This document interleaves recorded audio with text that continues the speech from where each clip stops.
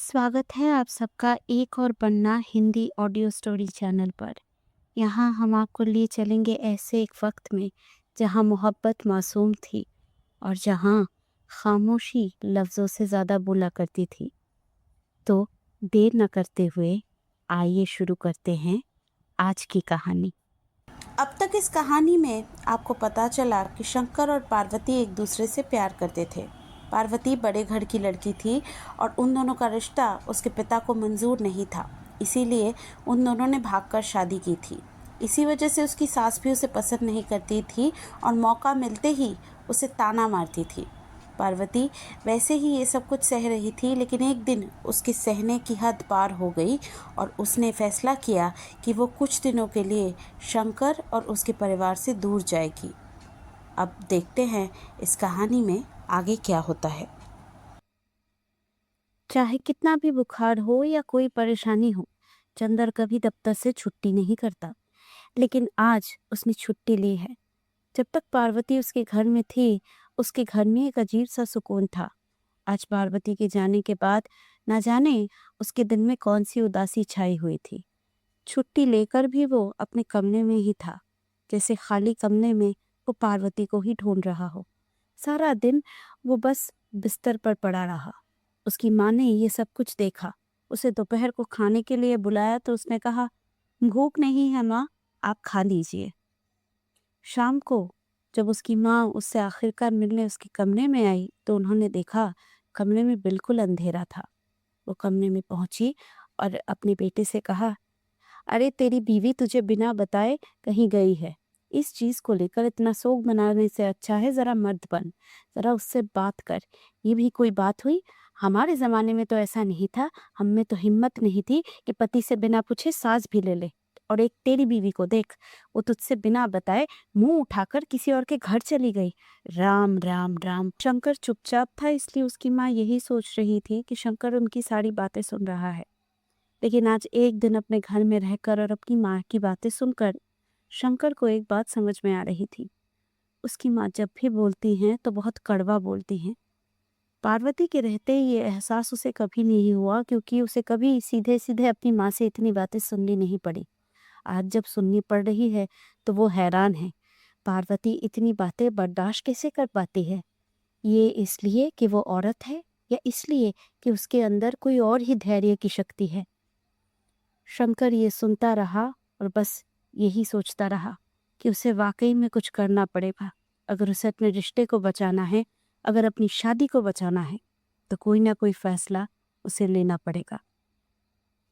अब बहुत हुआ। कब तक यूं उदास बैठी रहेगी? जरा मुझे बता तो, आखिर हुआ क्या है? मीना दीदी ने देखा था, पार्वती जब से अपने ससुराल से आई थी तब से वो उदास ही बैठी हुई थी। उसने कहा, कुछ नहीं दीदी, बस ऐसे ही। उन्होंने कहा, ऐसे कैसे नहीं? उस दिन दोपहर को तूने जब मुझे पीसीओ से कॉल किया था, तभी तेरी आवाज सुनकर मुझे लगा था कोई ना कोई बात है। मैंने तुझसे पूछा तो तू बड़ी चालाकी से टाल गई। अब तो बता दे कि हुआ क्या है। पार्वती से ये सवाल पिछले 1.5 साल में किसी ने नहीं पूछा था। आज जब किसी ने पूछा तो वो अपने आप को रोक नहीं पाई।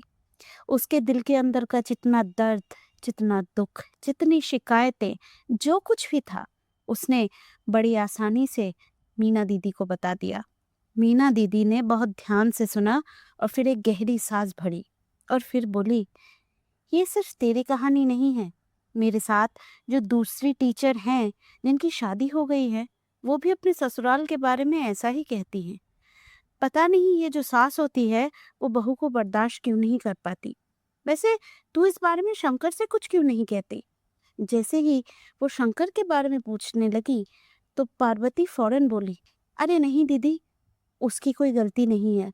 वो बेचारा भी क्या करे, आखिर वो उनकी माँ है और अपनी माँ के लिए सबके दिल में इज्जत होती है।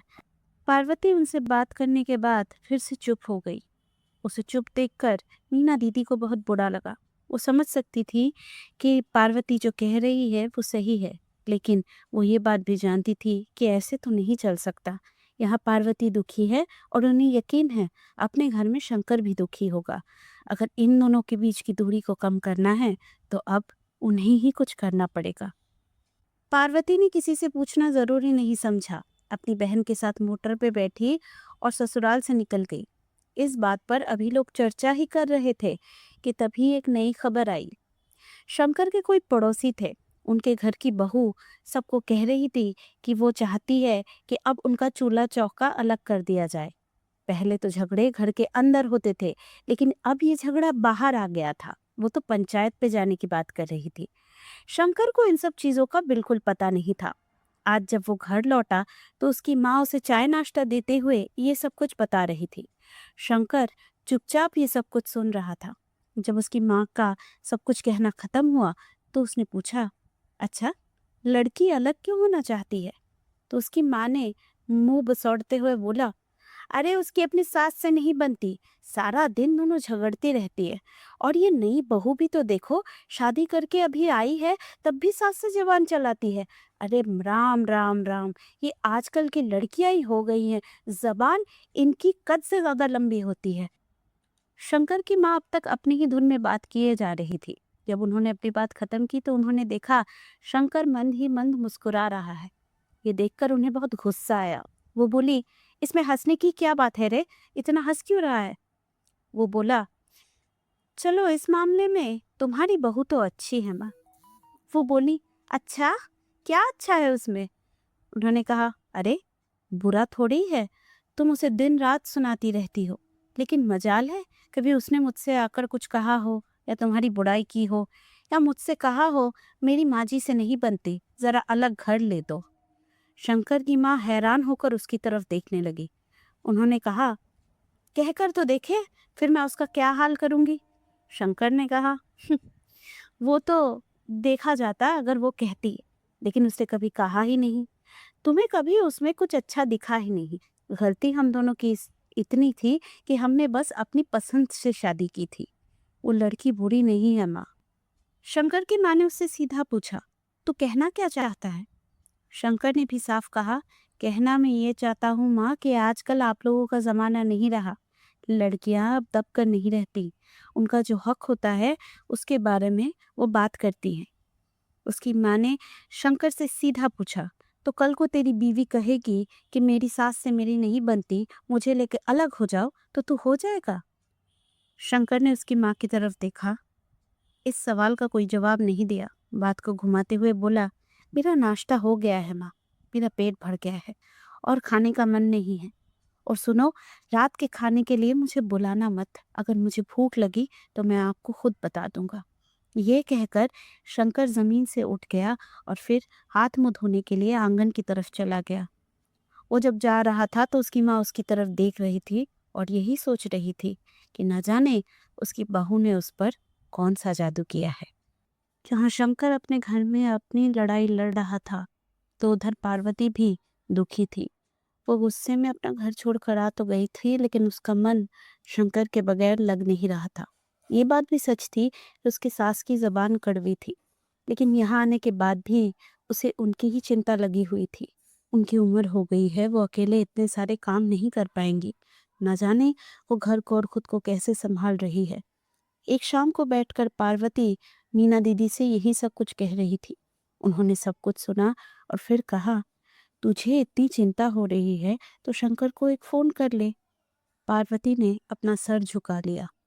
मीना दीदी ने कहा, देख, तुम दोनों में झगड़ा हुआ है, मैं मानती हूँ, मैं ये भी मानती हूँ कि उसे तेरा साथ देना चाहिए था, लेकिन इस तरह से नहीं होता। कब तक तुम दोनों एक दूसरे से मुंह मोड़कर बैठे रहोगे? पार्वती फिर भी कुछ नहीं बोली। मीना दीदी ने एक गहरी सांस ली और कहा, अच्छा, उसे एक फोन तो कर ले, क्या पता फोन पे बात हो जाए, तू उसकी आवाज सुन ले तो तेरा गुस्सा थोड़ा कम हो जाए। अभी तक तो पार्वती चुप थी। अब वो बोली, मेरे घर में फोन नहीं है, फोन अगर करना पड़ा तो मुरारी काका की दुकान पे करना पड़ेगा। कैसा अजीब लगता है ना दीदी, मैं दुकान में फोन करूं, वो शंकर को बताए और फिर। मीना दीदी समझ गई पार्वती शर्मा रही है। वो मुस्कुराकर बोली, रुक जा। मीना दीदी उठकर गई और फिर एक पेन और पैड लाकर उन्होंने पार्वती के सामने रख दिया। जब पार्वती ने बड़ी हैरानी से उनकी तरफ देखा तो उन्होंने कहा, लो, ऐसे मेरी तरफ देख रही है जैसे पहले कभी तूने शंकर को चिट्ठी नहीं लिखी। जब शादी से पहले तुम दोनों का प्रेम प्रसंग चल रहा था तब तो उसको चिट्ठी लिखा करती थी।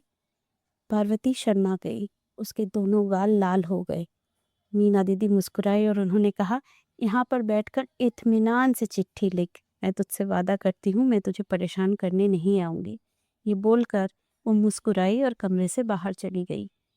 कुछ देर तक तो पार्वती चुपचाप बैठी रही। उसे समझ में ही नहीं आया कि वो लिखे तो क्या लिखे।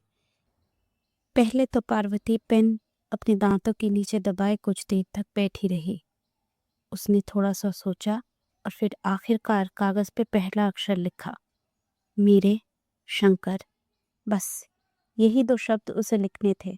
फिर न जाने कैसे अपने आप ही उसके दिमाग में आता गया कि उसे लिखना क्या है। वो धीरे धीरे लिखती गई। पहले उसने सोचा था थोड़ा सा लिखेगी, लेकिन लिखते लिखते कब 1 पन्ना, कब 2 पन्ना और धीरे धीरे 3 पन्ने भर गए, उसे पता ही नहीं चला। जब उसने लिखना खत्म किया तब उसको लगा उसके दिल के ऊपर से बहुत बड़ा बोझ उतर गया। आज उसे चिट्ठी लिखते हुए एक बात का एहसास हुआ। बहुत कुछ उसके दिल के अंदर था, बहुत कुछ था जो वो कहना चाहती थी, जो वो ज़ुबान से कह नहीं सकी, वो कागज़ पे उतारना उसके लिए आसान रहा। अगले दिन सुबह मीना दीदी जब तैयार होकर स्कूल के लिए निकल रही थी तो दौड़कर उनके पास पार्वती आई। अपनी साड़ी के आंचल से बड़ा हिचकिचाकर उसने चिट्ठी को निकाला और मीना दीदी की तरफ आगे करके कहा, ये चिट्ठी ज़रा आप पोस्ट कर देंगी? वो मीना दीदी ने कुछ नहीं कहा, मुस्कुराकर हाथ बढ़ाया। फिर उसके हाथ से चिट्ठी लेकर वो चिट्ठी अपने बैग में रखी और कहा, चिंता मत कर, तेरा ये संदेशा तेरे पिया तक मैं ज़रूर पहुंचा दूंगी। ये कहकर वो मुस्कुराई और फिर स्कूल के लिए निकल गई। अगर कहानी के इस भाग को आप लोगों ने अंत तक सुना है तो इसका मतलब आप लोगों को ये कहानी अच्छी लग रही है। मैं ऐसी ही और कहानियाँ लेकर आऊँगी। मेरे चैनल को सब्सक्राइब कीजिएगा ज़रूर। और मैं आपसे मिलती हूँ इस कहानी का आखिरी भाग लेकर अगले हफ्ते ठीक शुक्रवार को। तब तक खुश रहिए और कहानियाँ सुनते रहिए।